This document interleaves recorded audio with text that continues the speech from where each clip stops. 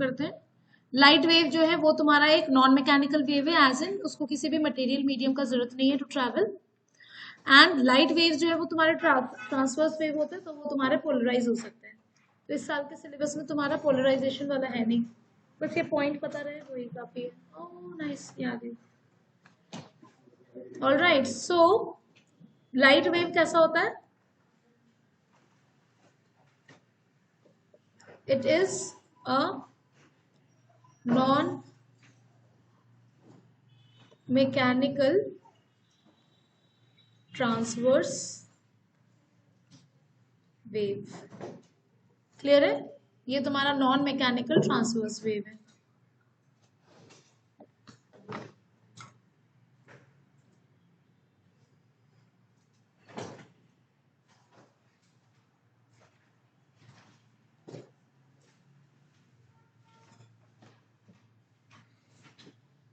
Okay, so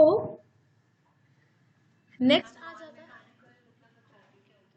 non mechanical, as in कि इसको किसी भी तरीके का मटेरियल मीडियम का जरूरत नहीं है। जैसे तुम्हारा लॉन्गिट्यूडनल वेव जो है वो मैकेनिकल वेव रहता है ना, तो उसमें तुम्हारे को उसमें तुम्हारा क्या रहता है कि जैसे कि तुम्हारा साउंड वेव है, तो पार्टिकल्स को जो है वो क्या करता है, पार्टिकल्स को डिस्टर्ब कर देता है ना, जो साउंड वेव है, समझ रही है? और पार्टिकल्स के डिस्टरबेंस की वजह से प्रेशर डिफरेंस क्रिएट होता है, जिस वजह से साउंड ट्रैवल कर रहा है, तो वो तुम्हारा एक मैकेनिकल वेव हो गया।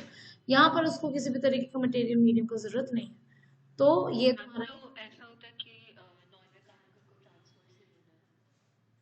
नॉन मैकेनिकल तुम्हारा ट्रांसवर्स वेव होगा, है ना? और ट्रांसवर्स वेव हाउएवर तुम्हारा मैकेनिकल भी पॉसिबल है। जैसे कि तुम्हारा स्ट्रिंग हो गया, स्ट्रिंग को अगर तुमने प्लग किया, है ना, स्ट्रिंग को अगर तुमने प्लग किया ना, तो यहाँ पर तुम्हारा पार्टिकल्स जो है ऊपर नीचे वाइब्रेट करेगा, मतलब कि ऑसिलेट करेगा, है ना? तो ट्रांसवर्स नॉन मैकेनिकल वेव जो है वो तो तुम्हारा मतलब कि नॉन मैकेनिकल वेव अगर होगा तो वो तुम कह सकते हो कि ठीक है वो ट्रांसवर्स वेव है।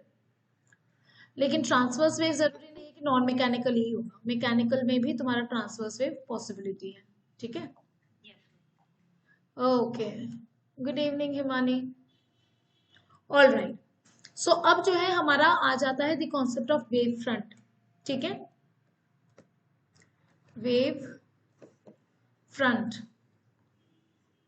ठीक है, सो वेव फ्रंट क्या होता है? ये एक ऐसा सरफेस होता है जिस पर वेव डिस्टरबेंस जो है हर एक पॉइंट पर सेम फेज पे रहेगा। All right, and direction of propagation of a wave at a point is perpendicular to the wave front through that point. यानी कि यहाँ पर एक बहुत ही प्रैक्टिकल एग्जांपल दिया है ऑफ वाटर रिपल्स, है ना? वाटर रिपल्स तुम्हारा क्या है? डिस्टरबेंस ही तुम्हारा प्रोपगेट कर रहा है, लेकिन डिस्टरबेंस में तुम्हारा क्या हो रहा है? पार्टिकल जो है वो ऊपर नीचे तुम्हारा ऑसिलेट कर रहा है, एंड जो डिस्टरबेंस है वो प्रोपोगेट हो रहा है रेडियली आउटवर्ड डायरेक्शन में, है ना? सो यहाँ पर हम लोग एक पर्टिकुलर रिपल को जो है हम लोग कह सकते हैं कि वो तुम्हारा एक वेव फ्रंट है, एंड वेव जो है इस वेव फ्रंट के परपेंडिकुलर डायरेक्शन के अलोंग प्रोपोगेट कर रहा है। ऑल राइट, सो सबसे ऊपर वाले दोनों पॉइंट्स को लिख लो वेव फ्रंट के केस में।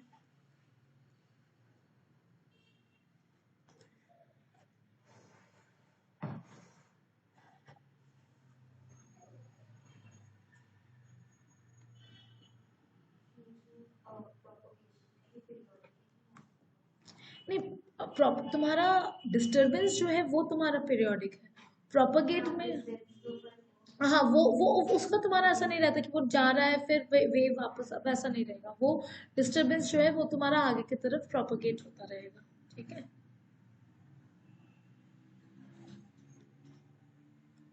And direction of propagation of a wave के केस में याद रखना, we are talking about the propagation of energy. Energy या फिर जो डिस्टरबेंस है वो तुम्हारा आगे की तरफ बढ़ रहा है, वो उसे हम लोग कह रहे हैं वेव। ठीक है,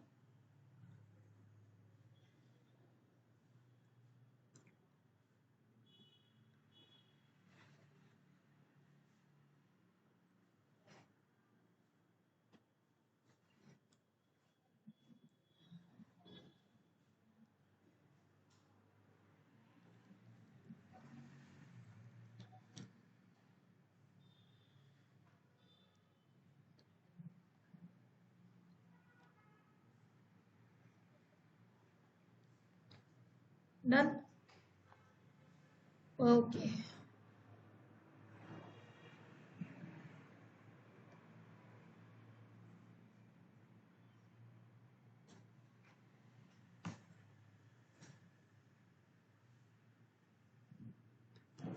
बढ़े आगे। ठीक है, सो टाइप्स ऑफ वेव फ्रंट।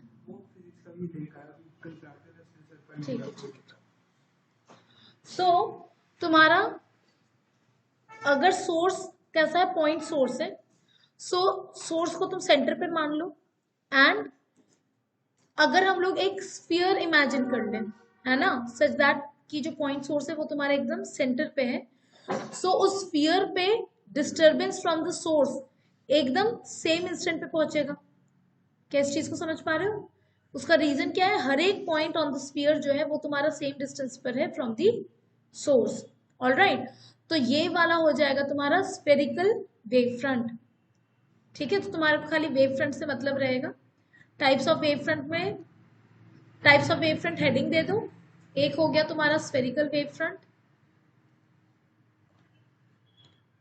ठीक है, यह है तुम्हारा टाइप्स ऑफ वेव फ्रंट। एक तो हो गया तुम्हारा स्फेरिकल वेव फ्रंट, है ना। स्फेरिकल वेव फ्रंट कब मिलेगा तुम्हारे को, जब पॉइंट सोर्स जो है वो तुम्हारा एकदम सेंटर पर रहेगा, है ना। सो इस डायग्राम को बना लो।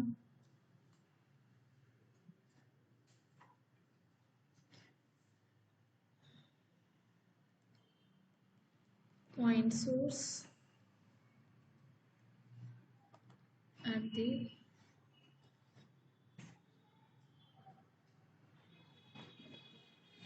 at the center।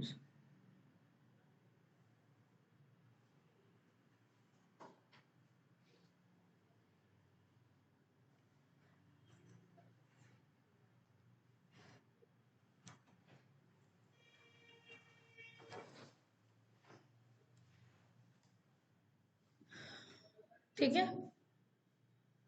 ये हो गया तुम्हारा स्फेरिकल वेव फ्रंट। उसके बाद आ जाता है तुम्हारा प्लेन वेव फ्रंट। आज भी नहीं आया। नेक्स्ट आ जाता है तुम्हारा plane wave front. Plane wave front के केस में तुम्हारा क्या रहेगा, तुम्हारे पैरेलल इंसिडेंट रेज रहेंगे, है ना। तुम्हारे पास इस तरीके से इंसिडेंट रेज रहेंगे जो कि पैरेलल रहेंगे ना। हाँ, लिखा था ना स्फेरिकल वेव फ्रंट किस वजह से। ऑलराइट, और ऐसे में तुम्हारा क्या रहेगा, जब पैरेलल इंसिडेंट वेव्स रहेंगे तब ऐसा तुम्हारा वेव फ्रंट बन जाएगा। ये तुम्हारे प्लेन वेव फ्रंट्स बन जाएंगे।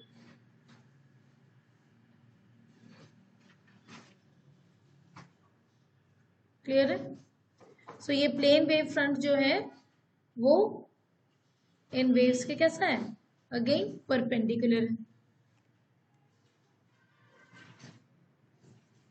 ठीक है, इस डायरेक्शन में तुम्हारा वेव प्रोपेगेट होगा।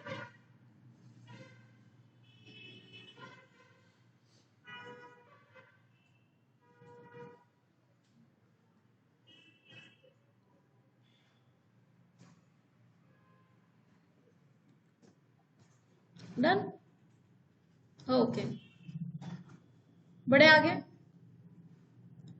ऑल राइट, नेक्स्ट आ जाता है हमारा हाइगन्स प्रिंसिपल। हेडिंग दे दो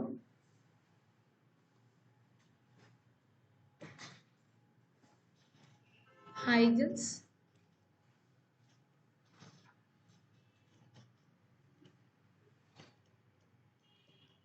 प्रिंसिपल। सुनो, आज असाइनमेंट्स मिले, आज ले लेना जिनको प्रवृत्त है ना, जाते वक्त ले लेना। एसी का एमसीक्यू वाला असाइनमेंट मिला है एंड ज्योमेट्रिकल ऑप्टिक्स का। ठीक है, ओके। सो हाइगन्स प्रिंसिपल तुम्हारा क्या स्टेट करता है कि लेट अस से कि हमारे पास एक पॉइंट सोर्स की वजह से हमारे पास एक स्फेरिकल वेव फ्रंट मिल गया ए डैश। ऑलराइट, अब हमारे को पता है कि वेव जो है वो प्रोपोगेट कर रहा है इन दी फॉरवर्ड डायरेक्शन। ऑलराइट, सो हाइगन्स प्रिंसिपल ये कहता है कि इस वेव फ्रंट पर लाई करने वाला हर एक पॉइंट जो है वो एक फ्रेश सोर्स की तरह बिहेव करेगा। ऑलराइट, एंड अगर तुम्हारे को एक नया वेव फ्रंट लोकेट करना है तो यहां पर तुम क्या करोगे, यहां पर जो है तुम इस ए डैश वाले वेव फ्रंट पर n नंबर ऑफ सोर्सेस तुम इमेजिन कर सकते हो, है ना। जहां पर मैंने शो नहीं किया है यहाँ पर भी तुम्हारे पॉइंट्स होंगे, इनफाइनाइट पॉइंट्स होंगे, और सारे पॉइंट्स को ही हम अपना पॉइंट सोर्स की तरह उसे ट्रीट कर सकते हैं। तो ये अगर फ्रेश पॉइंट सोर्स है तो इसकी वजह से भी जो तुम्हारा वेव फ्रंट रहेगा वो कैसा रहेगा, तुम्हारा एक स्फेरिकल वेव फ्रंट आएगा। Getting the point. अब इस स्फीयर का जो है खाली फॉरवर्ड आर्क को ही शो कर रहा है, उसका रीजन क्या है, पीछे तो तुम्हारा वेव प्रोपगेट नहीं कर रहा है, फॉरवर्ड डायरेक्शन में प्रोपगेट कर रहा है, इसीलिए हम लोगों ने फॉरवर्ड आर्क को ही शो करा है। क्लियर है। तो सारे पॉइंट सोर्सेस से इस तरीके से तुम वेव फ्रंट बनाओगे। ये जो तुम्हारे वेव फ्रंट से, ये जो तुम्हारा छोटे छोटे से वेव फ्रंट से, इनको हम लोग कह देते हैं वेवलेट्स। ऑलराइट, क्योंकि ये मेन सोर्स का वेव फ्रंट नहीं है, ये जो हम लोग पॉइंट सोर्स मान रहे हैं इस वेव फ्रंट पे, उसकी वजह से जो तुम्हारा वेव फ्रंट आ रहा है उसे हम लोग कह दे रहे वेवलेट्स, एंड या फिर सेकेंडरी वेवलेट्स भी कह देते हैं। सो ये जो तुम्हारे वेवलेट्स है, इनके सरफेस पर अगर हम लोग टैंजेंट बनाए और इस टैंजेंट को ज्वाइन करने का कोशिश करें, तब हमारे को न्यू वेव फ्रंट मिलेगा which is your B dash. Clear है। तो ये तरीका हो जाता तुम्हारा न्यू वेव फ्रंट निकालने का। सो इसका स्टेटमेंट को नोट करो और ये डायग्राम नोट करो। ये डायग्राम भी ना इस तरीके का पूछा गया है कि तुम किस तरीके से लोकेट करोगे the new wave front because of a point source.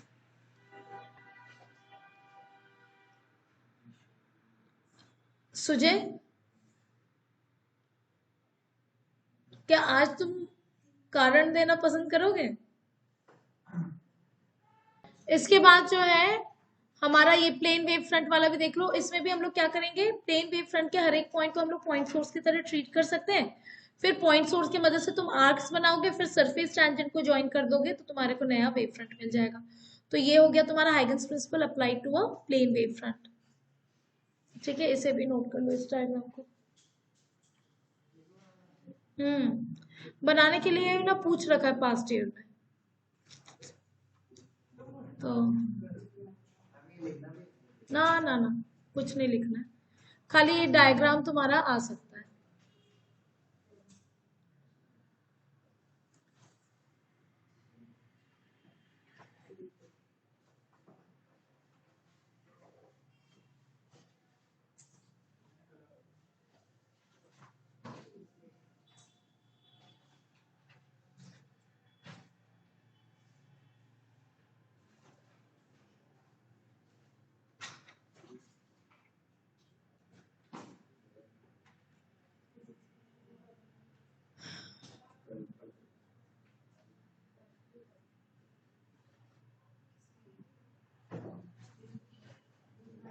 Done.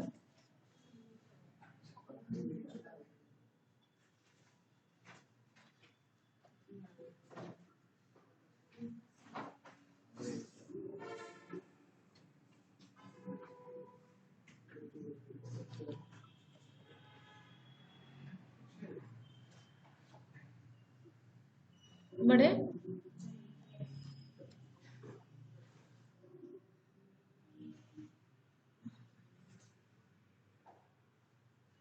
बन गया टीचर।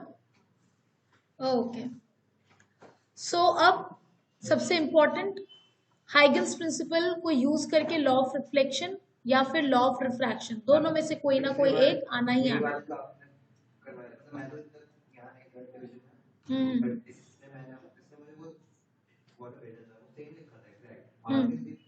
नहीं नहीं नहीं, सेम आना ही है। हाँ हाँ हाँ, देंगे ही देंगे, तो उसका टेंशन नहीं लो।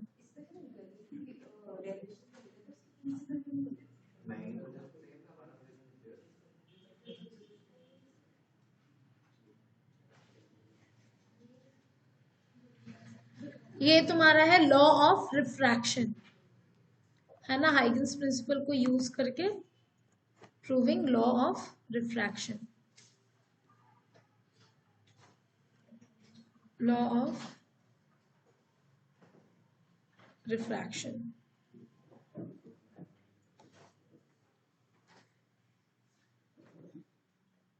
लॉ ऑफ रिफ्रैक्शन प्रूव करना है मतलब हमारे को स्नेल्स लॉ प्रूव करना होगा। ऑलराइट, इस डायग्राम को बना लो।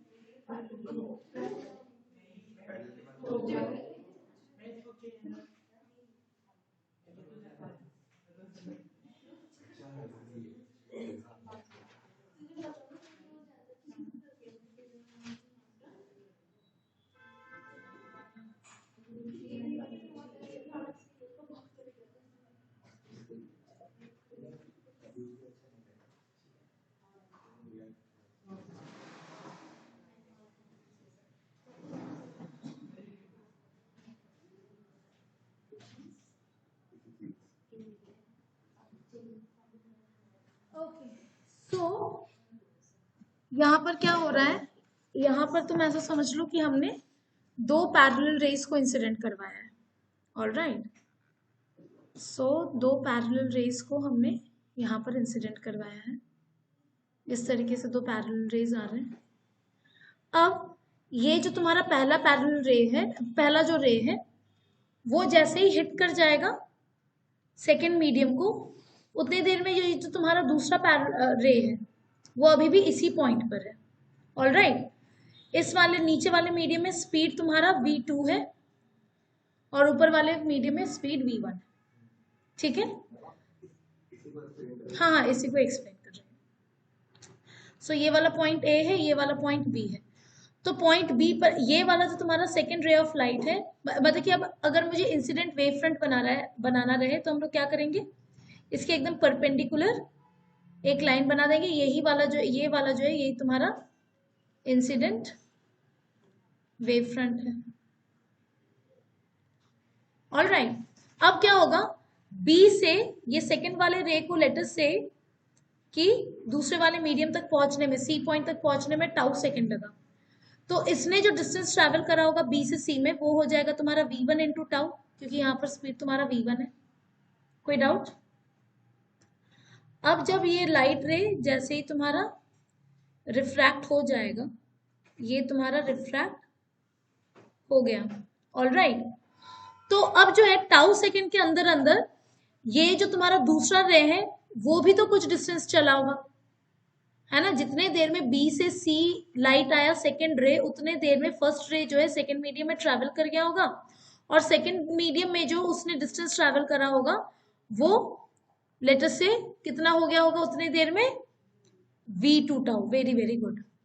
इतना गंदा सा क्यों बन रहा है ना। सो यहां तक जो है लेटर से कि वो v2 टाउ ट्रेवल कर गया,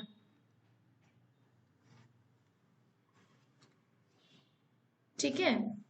तो अब जब मेरे को रिफ्रैक्टेड वेव फ्रंट बनाना है, तो ये मेरे पास रिफ्रैक्टेड रेज आ गए, इसके परपेंडिकुलर मैंने ये लाइन बना दिया, तो ये वाला हमारा हो गया refracted wave front. Refracted wave front, है ना। दूसरे वाले रे को भी जो है यहाँ पर एक्सटेंड करके शो कर ही दो, ठीक है। अपने डायग्राम में करेक्शन कर लिए, अपने डायग्राम में सी पॉइंट के बाद भी जो दूसरे रे को भी जो है रिफ्रैक्ट करके शो कर ही दो, ये वाला रे को भी शो कर दो,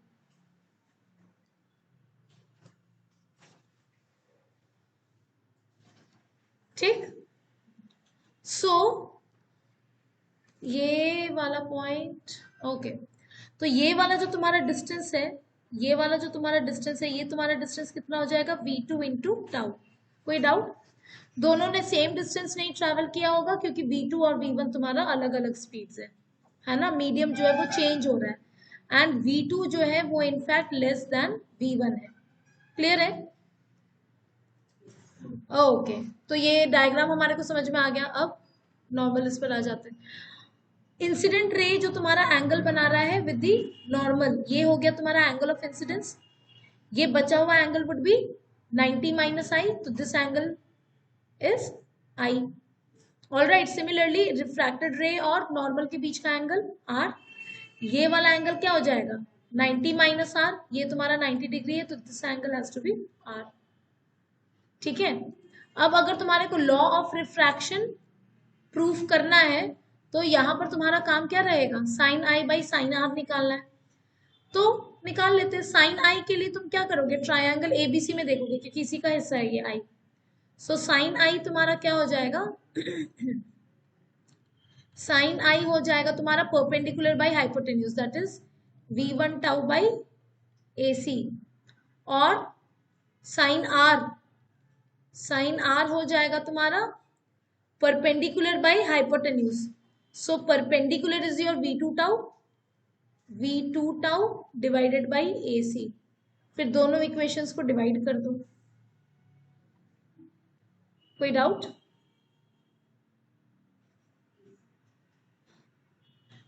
है ना। इस ट्रायंगल ABC में AC ही तो तुम्हारा हाइपोटेन्यूज है ना, ठीक है। और ट्रायंगल ये नीचे वाले ट्रायंगल में, इस वाले ट्रायंगल में तुम्हारा AC जो है वही तुम्हारा हाइपोटेन्यूज है, और परपेंडिकुलर जो है वो v2 टाउ है। तो sine i by sine r अगर हम लोग करेंगे, AC से AC गायब, सो यहां पर से तुम्हारे पास sine i by sine r आ गया, v1 by v2, and v1 by v2 ही जो है वो तुम्हारा क्या हो जाता है n2 by n1, and hence n1 sine i is equal to n2 sine r. ये तुम्हारा प्रूफ हो गया।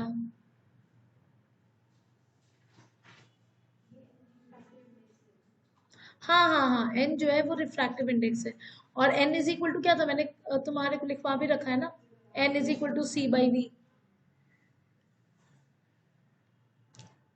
तो ये हमारा प्रूफ ऑफ स्नेल्स लॉ हो गया, या फिर proof of law of refraction.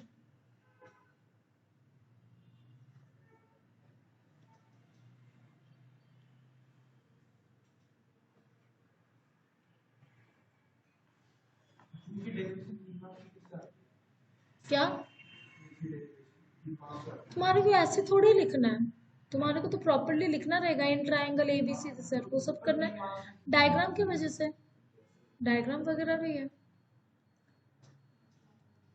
Done, okay. Next आ जाता तुम्हारा प्रूविंग लॉ ऑफ रिफ्लेक्शन, है ना। सो ये रहा लॉ ऑफ रिफ्लेक्शन, इसका डायग्राम बना लो।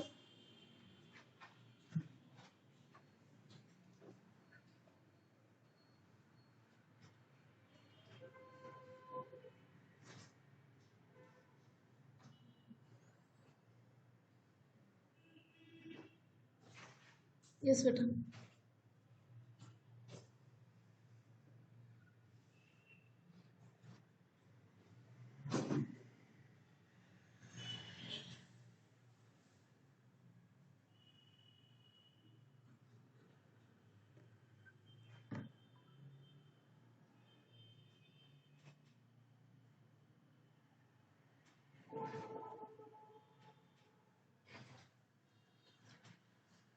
जेई का वो डेट आ गया है, तुम लोग चेक करना बताना कि किस डेट को तुम लोगों का स्लॉट आया है, वो आ गया।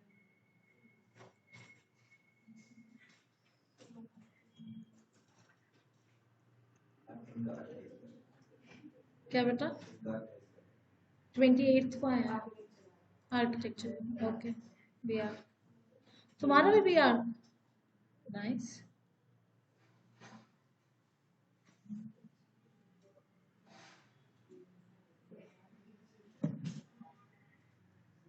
बन गया डायग्राम,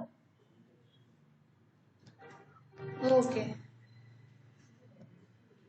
तनीषा बना ली बेटा?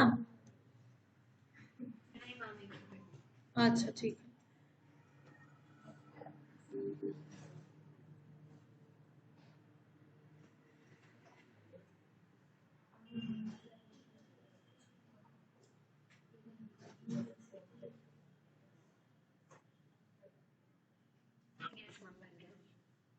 ओके,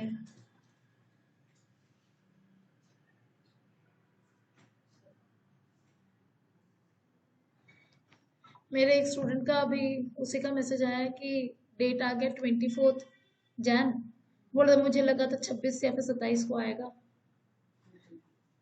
जल्दी आ गया 2 दिन।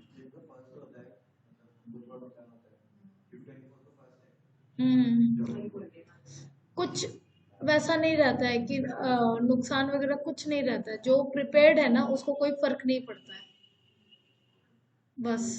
तो एंड एनीवे यहाँ पर मैटर कर जाता है परसेंटाइल, तुम कितना अच्छा कर रहे हो उससे ज्यादा मैटर कर जाता है कि तुम्हारे से बेटर किसने करा है। फॉर एग्जाम्पल अगर तुम्हारा 100 में अगर 30 आया है तो हो सकता है कि तुम्हारा ही हाईएस्ट है, तुम्हारे से और कोई ज्यादा स्कोर नहीं किया, तो वो मैटर करता है। मार्क्स यहाँ पर मैटर करता ही नहीं है, यहाँ पर परसेंटाइल मैटर कर जाता है कि अगर तुम्हारा 30 है तो तुम्हारा पेपर इस तरीके से रहना चाहिए कि किसी और का 30 के ऊपर ना आ जाए, वो चीज रहता है।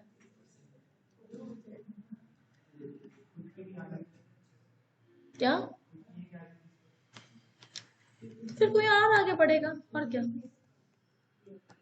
ओके, सो ये लॉ ऑफ रिफ्लेक्शन, यस बातें बंद बातें बंद। लॉ ऑफ रिफ्लेक्शन अगर हमारे को प्रूव करना है तो यहाँ पर क्या हो जाएगा, हमारे को I is equal to R prove करना है। ऑलराइट, ये रहा तुम्हारा एंगल I एंड ये हो जाएगा तुम्हारा एंगल R, हमारे को यही प्रूव करना है, I और R सेम है, ठीक है। सो यहाँ पर क्या हो रहा है, यहाँ पर एक तुम्हारा वेव इस तरीके से आ रहा है, ये रहा एक इंसिडेंट वेव और एक और ये तुम्हारा इंसिडेंट वेव, इनके परपेंडिकुलर जो है हमने एक लाइन बना दिया और ये हो गया तुम्हारा incident wave front. Alright, okay ji. अब यहां पर क्या हो रहा है, जिस इंस्टेंट पर पहला वाला रे इस सरफेस को हिट कर दिया है, उस इंस्टेंट पर दूसरा वाला रे अभी भी पॉइंट बी पर है। दूसरे वाले रे को, अच्छा यहाँ पर सी से जो है ना एक और रिफ्लेक्टेड रे को शो कर दो, ठीक है।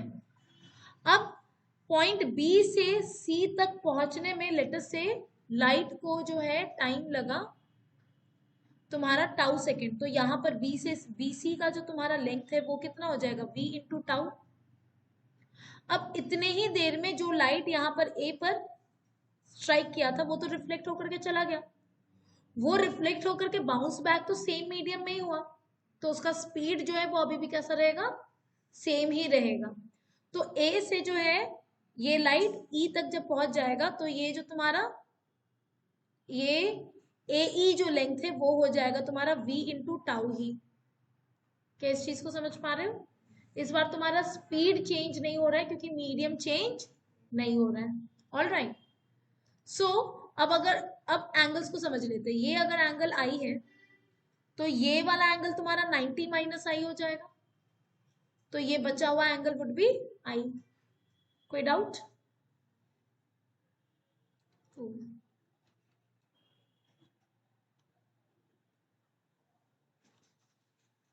ओके नेक्स्ट, तुम्हारा ये वाला एंगल अगर आर है तो ये बचा हुआ angle would be 90 minus r, तो ये वाला एंगल तुम्हारा आर हो गया।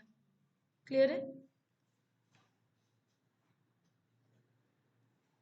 तो triangle AEC and triangle ABC, इस केस में तुम्हारा क्या हो जाएगा, AE इज कॉन्ग्रुएंट हो जाएगा, बिल्कुल AE is equal to BC is equal to V into tau.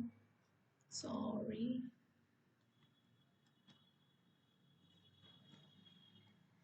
ठीक है।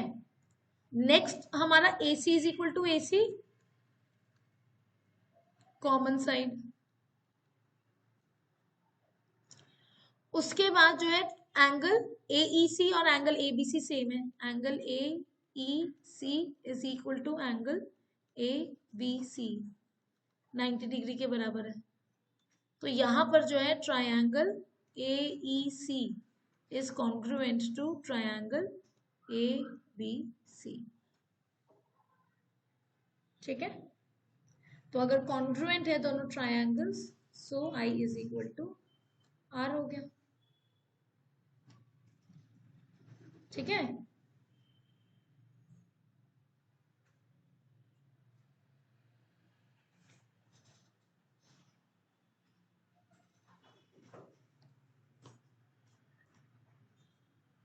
बड़े? हाँ, कोई doubt Babu?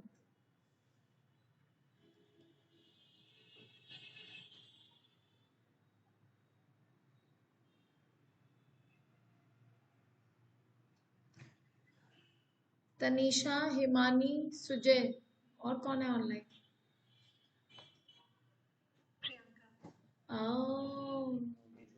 Priyanka and Abhijay. समझ में आ रहा है सारा सब कुछ? ठीक है, डन, सबने लिख लिया? ओके, सो इन दोनों में से कोई ना कोई एक प्रूफ तुम्हारे से पूछेगा, ठीक है, और में भी पूछा जा सकता है या फिर कोई एक ही तुम्हारे को स्टैंडर्ड दे देगा। नेक्स्ट जो है हमारा आ जाता है YDAC, अब है ना, वो तुम्हारा कंस्ट्रक्टिव इंटरफेरेंस, डिस्ट्रक्टिव इंटरफेरेंस, वो वाला कॉन्सेप्ट आ जाता है। सो लाइट जो है वो तुम्हारा,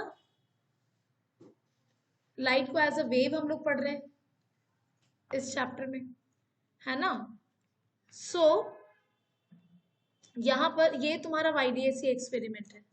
यहाँ पर तुम्हारा क्या हो रहा है, यहाँ पर तुम्हारे पास दो स्लिट्स हैं, इसके थ्रू जो है मोनोक्रोमेटिक लाइट को इंसिडेंट करवाया जा रहा है। दो स्लिट से जब तुम्हारा लाइट पास होता है तो इस तरीके से dark and bright fringes form होते हैं। मैंने शायद से डिफ्रैक्शन तुम लोग को दिखाया था ना। एक अब बिल्कुल बताएंगे, अब थोड़ा सा मैं बढ़ा देती हूँ, ठीक है, वो वाला एक्सपेरिमेंट करके बताऊंगी। सो यहाँ पर जो है तुम्हारा लाइट जो है वो क्या करना होता है, इंटरफेयर करता है एक दूसरे के साथ, सच दैट कि लाइट और लाइट मिलकर के डार्कनेस तुम्हारे को दे रहा है, जो कि तुम्हारा बहुत ही मतलब कि बहुत ही ज्यादा मेस्मराइज थे लोग। इस चीज को एक्सेप्ट करना बहुत मुश्किल था कि लाइट और लाइट मिलकर के तुम्हारे को डार्कनेस दे रहा है। All right. सो इसका एक्सप्लेनेशन आता है तुम्हारा वेव थियरी के थ्रू। लाइट जब तुम्हारा वेव की तरह ट्रेवल कर रहा है तो क्या हो जा रहा है, एक सोर्स से तुम्हारे पास इन दोनों स्लिट्स के पास गया लाइट। अब लाइट क्या करता है, जहां पर भी तुम्हारा ऑब्स्टिकल रहता है उसके चारों तरफ फैल जाता है, जिस प्रोसेस को हम लोग कहते हैं diffraction. All right. So light जब तुम्हारा फैल रहा है तो लाइट तो वेव के फॉर्म में ट्रेवल कर रहा है। तो हो क्या रहा है, दो जो तुम्हारे छोटे छोटे से स्लिट्स हैं वो दो सोर्सेस की तरह बिहेव कर रहे हैं, जहां से लाइट जो है वो तुम्हारा दोनों सोर्सेस के थ्रू लाइट जो है वो तुम्हारा क्या हो रहा है, फैल रहा है। तो एक रे जो है देयर इज अ पॉसिबिलिटी तुम्हारा रीइंफोर्समेंट कब होगा। सबसे पहले जो है ये वाले नीचे वाले डायग्राम को, इन डायग्राम्स को देखते हैं। तुम्हारा वेव्स जो है वो तुम्हारा इस तरीके से इंटरफेयर कर रहे हैं सच दैट कि दोनों वेव्स के क्रेस्ट साथ में अगर ओवरलैप करेंगे तो रीइंफोर्समेंट होगा। ये दोनों एक दूसरे के नेचर को क्या करेगा, सपोर्ट करेगा। किस चीज को समझ पा रहे हो, दोनों का ट्रफ जो है एक साथ अगर आएगा तो इन दोनों को क्लब कर देंगे तो यहाँ पर दोनों वेव्स जो है उसमें यहाँ पर क्या रहेगा, रीइंफोर्समेंट होगा। लेकिन अगर एक का क्रेस्ट और एक का ट्रफ अगर ओवरलैप करेंगे तो ये दोनों एक दूसरे के इफेक्ट को नलीफाई कर देंगे और कैंसलेशन आ जाएगा। जहां पर परफेक्ट ओवरलैपिंग नहीं हो रहा है वहां पर जो है पार्शियल कैंसलेशन रह रहा है। All right. तो लाइट के केस में भी जो है ना यही हो रहा होता है, जब दोनों सोर्सेस से पहुंच रहा है, तुम एकदम टॉप मोस्ट वाले स्पॉट को देखो, यहाँ पर लाइट जो है इस तरीके से पहुंच रहे सच दैट कि दोनों ही सोर्सेस से जो तुम्हारा लाइट है उसका क्रेस्ट साथ में फॉल कर रहा है ना, एकदम सिंक्रोनाइज मैनर में। इस वजह से यहाँ पर ऐसे इंटरफेरेंस को कहते हैं कंस्ट्रक्टिव इंटरफेरेंस। किसी किसी पॉइंट पर क्या रहेगा, एक का क्रेस्ट और दूसरे का ट्रफ फॉल करेगा, दोनों एक दूसरे को, दोनों का अगर एम्पलीट्यूड सेम रहेगा तो दोनों के बीच में परफेक्ट कैंसलेशन होगा और एक डार्क फ्रिंज आएगा, फिर लाइट, फिर डार्क एंड सो ऑन। इस तरीके से जो है इंटेंसिटी जो है वो वेरी करता है, ब्राइट फिर डार्क फिर ब्राइट फिर dark and so on. Clear है। सो वेव थियरी से जो है हम लोग इंटरफेरेंस पैटर्न को एक्सप्लेन करते हैं। ठीक है। सो यहाँ पर जो है, हाँ एनिमेशन पर करके जाता हूँ।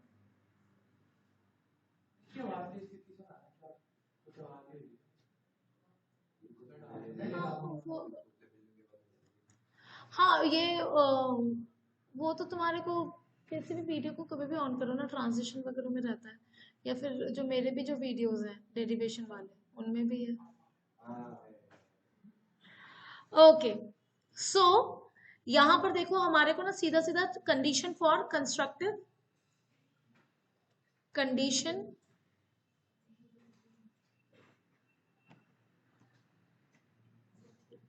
ओके। सो सबसे पहले जो है condition of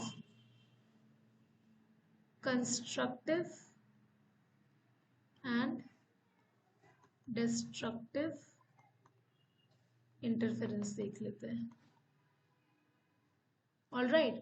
so resultant amplitude का तुम्हारा एक एक्सप्रेशन होता है, उसका डेरिवेशन हमारे को नहीं करना है, सीधा सीधा उस एक्सप्रेशन से हमारे को स्टार्ट करना है। All right. Resultant amplitude let us से उसको मैं कैपिटल ए कॉल कर रही हूँ, this would be equal to a1 का स्क्वायर, मतलब a का square would be equal to a1 का स्क्वायर प्लस a2 का square plus twice of a1 a2 cos of delta, जहां पर तुम्हारा a क्या है, a है resultant amplitude, a1 and a2 जो है वो amplitude of the two sources respectively. All right. और डेल्टा जो है वो है तुम्हारा phase difference between the to sources, है ना। फेज का क्या मतलब हो गया, वेव का जो स्टेटस है। All right. लेट अस से कि पहले वाले वेव में जो है वो क्रेस्ट से शुरू हो रहा है, मतलब कि ऐसा तुम्हारा फेज डिफरेंस रह सकता है, एज इन की स्टेटस में तुम्हारा डिफरेंस रह सकता है। क्या बेटा? ठीक है, ये बस इतना ही करवा करके मैं छोड़ दूंगी, है ना। एक तुम्हारा फेज का डिफरेंस हो सकता है कि पहला वाला जो तुम्हारा वेव है वो जब चलना शुरू करा उसके मतलब कि वो पहले से ही तुम्हारा चलना शुरू कर दिया है, यहाँ पर एक वेवलेंथ आगे बढ़ गया और दूसरा वाला वेव अब चलना शुरू करा, इस तरीके से भी हो सकता है। तो there is a path difference as well as phase difference. Alright, path difference के करस्पॉन्डिंग तुम्हारा फेज डिफरेंस आ जाता है। रिलेशन बिटवीन, एक लिख लो खाली, relation between phase difference and path difference, है ना। सो डेल्टा फाइव हो जाता तुम्हारा phase difference which is equal to 2 pi by lambda times delta x, है ना, where delta x is the path difference. So delta phi जो है ये है तुम्हारा फेज डिफरेंस, डेल्टा एक्स जो है ये है तुम्हारा पाथ डिफरेंस एंड लैम्डा जो है ये है तुम्हारा दी वेवलेंथ। क्लियर है? इस वाले रिलेशन को लिख लो अपने डायरी में।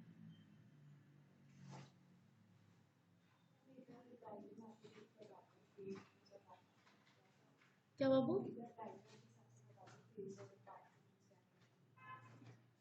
एक मिनट, इसको नोट कर लो बेटा। नोट कर लिया?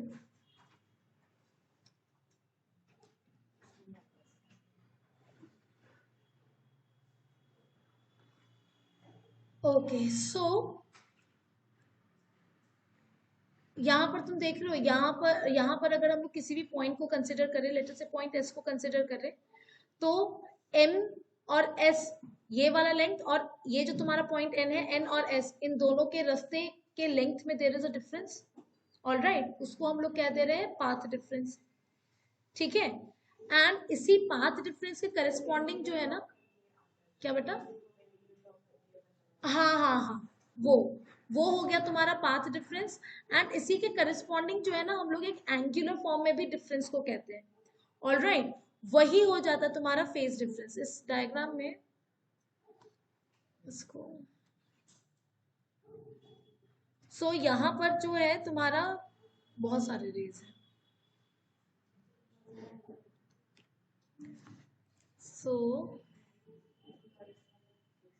सो यहाँ पर तुम ऐसा समझ लो कि यहाँ पर जो है ना, इन फेज कब कहते हैं? जब या तो फेज डिफरेंस जो है मतलब कि कोई भी ये वेव जो है वो तुम्हारा इन फेज तब रहेगा जब उसका डेल्टा एक्स क्या रहे, 0 रहे, यानी कि दोनों के बीच में कोई पाथ डिफरेंस ही ना रहे। या फिर ऐसा भी पॉसिबल है कि अगर पाथ डिफरेंस एग्जैक्टली 1 लैम्डा का हो तभी भी हमारे को कोई खास दिक्कत नहीं आएगा। अगर एग्जैक्टली 1 लैम्डा का पाथ डिफरेंस रहेगा तभी भी जो है तुम्हारा रीइंफोर्समेंट होगा। Getting the point? फेज के केस में, एंगुलर वाले के केस में हम लोग क्या कह सकते हैं कि फेज डिफरेंस अगर 0 का है तभी भी रीइंफोर्समेंट होगा। सिमिलरली एक complete cycle corresponds to a phase of 2 pi, है ना। तो phase difference of 2 pi also corresponds to no phase difference only. Getting the point?